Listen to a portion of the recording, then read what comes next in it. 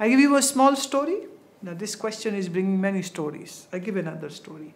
Two friends were sitting under a huge tree, and a snake fell right in front of them. One friend ran and never looked back. The other friend was the philosopher, and he said, okay, is it a he or a she? And this snake is poisonous or not? What was this snake doing up on the tree? Why did it fall? Is it some past karmic account it wants to settle with me? Or is it a new account this snake wants to settle with me? What is my relationship with this snake? Why did snake choose to fall down just now? What could be the astrological situation of my planets and the snake's planet that we are encountering one another? Will I die if it bites me, or will I not die? So he started philosophizing. You know, the thinkers are always philosophizing. The other friend who had run away, he yelled and called, oh, get up, run, run, run. He said, no, I need to get my answers first. So while he was thinking about all the possibilities about the snake bit him. It was a poisonous snake and the person died. End of the story. Well, what is the moral of the story? The moral of the story is this: don't philosophize when you are encountering a snake. Run first, save your life first, and then do all the hypotheses on the snake. Similarly, who made Maya? God made Maya. Why did God made Maya? Please don't go into these philosophizing questions. Just encounter this situation, what your mind is facing now in your life, and get a solution. A very practical answer to a very impractical question.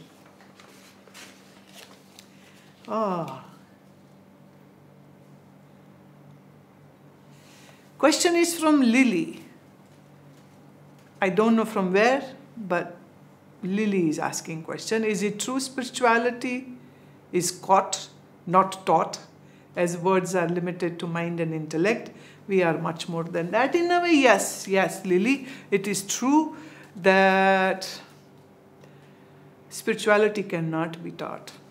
It will be so boring and so offensive to some if you begin to teach them the spirituality. My experience of last 38 years with people is this: I can be a best of the orator and best of the kirtan singer and best of my music, and yet I might not change all those people who were listening into becoming a true seeker. They come, they listen, they enjoy, they applaud, and they go away back into that same rut from where they came. So surely it cannot be taught, but it is something which can be, caught. Nice rhyming, taught and caught. And sometimes, you know what? Taught, caught, and what? Okay. Sometimes what happens is that you never got a chance to learn anything physically, but yet your heart is caught by the divinity. Like it happened to Kabir Sahib, it happened to Guru Nanak Sahib, it happened to Saizobai, it happened to Rajab, it happened to Kabir Das Sahib. No external teachings are happening, and yet they were caught. Their hearts and minds were caught into the spirituality, and they became the great, giant masters in their field. But yes, once the heart and mind is caught by the master, then master might use some words, because it's a very intriguing and very complex and little complicated thing, because your mind is such intricate, complicated, confused. So the master has to use some words also. This won't happen just without the words. Paras Bajaj: when I sit for sadhana, then due to outside noises like vehicles on road, birds chirping, horns, clock sounds, I am not able to become antarmukhi. Please advise. Also, should we sit with lights on or off, or lights on, or sometimes I feel some prakash on the forehead and not with the lights. Obviously, when the light is on, you are feeling the prakash of that bulb. There's nothing unusual in that. Birds have not done any harm to you. Why are you so angry on their chirping? Horns, these are people's vehicles, they are honking, let them do so. Why should that bother? A clock sound, my God. Poor clock is doing tick-tock, tick-tock, tick-tock, tick-tock. And if you had been a true meditator, then this tick-tock is the best thing to focus on. You should have focused on that tick-tock, tick-tock, tick-tock. And if you had focused fully, totally, then this clock tick-tock would have become a mantra for you and actually a meditation. Same goes for bird chirping, and same goes for the vehicles on the road. Zoom, ta, zoom, ta. It's just like, have you ever heard the Tibetan lamas doing the mantra? I don't know Tibetan language and I love Tibetan lamas, but sometimes whenever I have heard them in person, then they do. I'm just going to mimic it. It's not offensive. I love them and respect them. Please don't take it otherwise.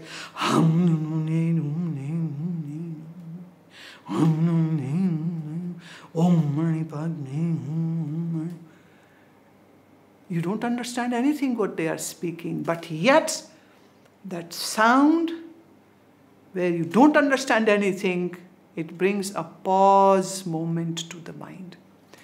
And once I was in Dhamshala and visiting Karmapa, and once he came to my place in ashram, then I went to see him there, and then we had many, many meetings.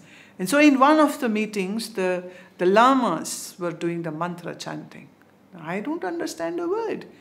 But yet when they were doing this, with the bell going on here and there, with the gong going here and there. It's beautiful, very mesmerizing.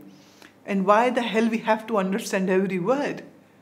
And that mantra in a different and foreign language for my mind, actually if you listen to that, mind comes into a space where it's very spacious in the mind, meaning there won't be any thoughts left. So if we don't know how to sit quiet, then you might sit in the ashram and yet your mind will be running around. And if you know how to sit, if you know the correct approach for sitting into the dhyana, then you can do it with anything and everything, and nothing can be difficult. Or obviously, you need to focus your own approach. And once you do that, Paris, you have a very beautiful name, so would be your mind then. Gaurav from Calgary, Canada. I have been practicing meditation for quite a while, but the thought frequency does not seem to decrease. A thought will come and I will be carried away by it for some time, only to be reminded and bring myself back after a few seconds. How can I tackle it? Gaurav, as you have written yourself about that your mind hooks on with the thought and it goes away. My advice is do not ever sit for meditation without doing 10-minute asanas and at least 15 minutes of pranayama. And in your case, I would suggest do the Kapalbhati pranayama. And I don't know whether you have met me in person or not. Then please learn the correct way of Kapalbhati pranayama. It's not your stomach which is going in and out, number one. Kapal means your forehead. Bhati means shining. So Kapalbhati means shining forehead. This means it has nothing to do with the stomach. Many people are sucking up their stomach in and doing that belly dance in name of Kapalbhati. Well, that is not Kapalbhati. So learn a right and proper way. Maybe in a few days, I'll ask my sannyasis to make one video where they teach right method of doing Kapalbhati, and then you learn it properly. So do Kapalbhati for at least 15 minutes. It will be hard, but if you learn it properly and do it properly, then even 10 minutes will do the magic. And after that, when you will sit down to do whatever method, then it will help to bring your mind into zone of calmness.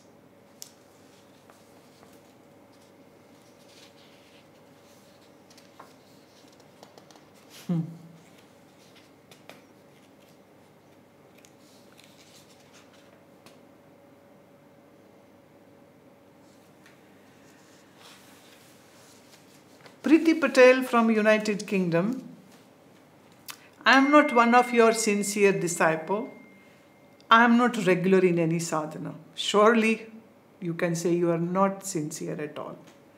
Okay. Anyhow, sometimes I do Om chanting, Yog Nidra, or listen to Amrit Varsha. From childhood, hearing from elders and sadhus that chanting Ram Nam is the best way to attain moksha. Please don't believe that. That's not true. In Kali Yuga, even though I don't want moksha, I always try to keep reciting God's name, but my mind keeps thinking about other stuff. When I think whatever I'm doing is not right, I feel guilty and down for some days, and I don't do anything. Then I start again. Please tell me what to do. Well, Preeti Patel, you are insincere. Then what's the use of me speaking anything? Because if you are not going to do it. Yeah. I was just talking to one of a psychotherapist who works in UK, in Leamington. She was saying that for 1 hour of her session which she gives to the patients, which the NH sends her to, because in COVID time everything is online. Initially, she would meet the patient in person. So she said for one session I get almost 40 pounds, 1 hour session. So I was joking, dear Preeti, I was joking that you charge 40 pounds for a session, and what Western psychiatry has taught her, she admits that doesn't help patients too much. And yet you are charging them. And maybe because they are paying you that much money, because there's all government system, so the person is not directly paying, but they pay the taxes, so the government is paying. Maybe that's why people listen to you when you talk. I don't charge. Maybe that's why people don't listen. And even after listening of years, they still write, I am insincere. And what you wrote, that the elders have said that if you chant Ram Nam in Kali Yuga, that's the best way to attain moksha. And here you were saying, I don't even want moksha. Then what do you want?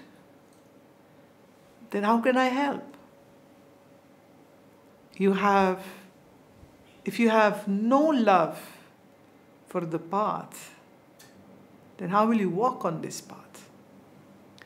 Now this might sound very brutal. Well, that's the fact. So maybe Preeti, wait for that right time, that the fire of knowing that I have to know. I have to understand. I would like you to wait until you have that. So I am not going to talk about what you should do now. Again, because why I am saying so? Because now I wish to see, until you become sincere, no advices, because maybe the free advices don't work at all. Money is not the question, you know it. I don't need your money. Money is nothing. Money is useless for me. But it's just more of putting this sense of responsibility in you. And if you really, really wish to learn something, the day you will write, I am a sincere student of yours. Maybe then I'll give answer to your question. Good luck for you until you reach to that point.